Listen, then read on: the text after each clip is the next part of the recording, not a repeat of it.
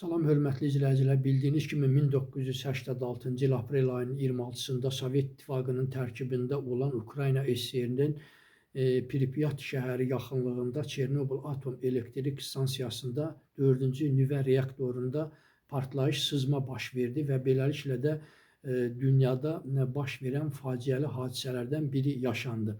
3 saat ərzində Pripyat şəhərində olan əhali də köçürülmüşdü. Çox acınacaqlı bir durum yaranmışdı.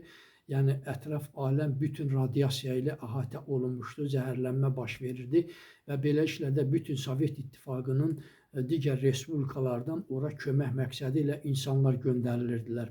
O cümlədən də Azərbaycandan 7000 nəfər adam ora kömək məqsədi ilə göndərilir və Azərbaycanlılar elə olur ki, ən qaynar nöqtələrdə, stansiyanın özündə radiasiya daha çox yayılmış ərazilərdə təhlükənin baş verdiyi ocağa yaxın yerlərdə deməli işləməyə başlayırlar və Azərbaycanlıların demək olar ki, bəzilərinə müdafiə vasitələri kimi heç bir şey verilmir və beləliklə də Azərbaycandan gedən 7000 nəfər insanın yarıdan çoxunun orada öldüyü bildirilir. Lakin Sovet İttifaqı bu rəqəmləri gizlətməyə çalışırdı və orada xəstələnən insanları xəstəxanaya yerləşdirməyə məcbur oldular.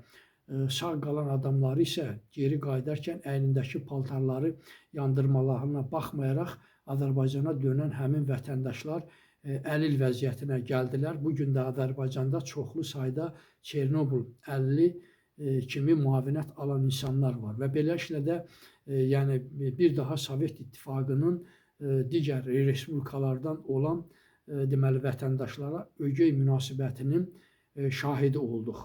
Çox sağ olun, kanalıma abunə olmağı unutmayın.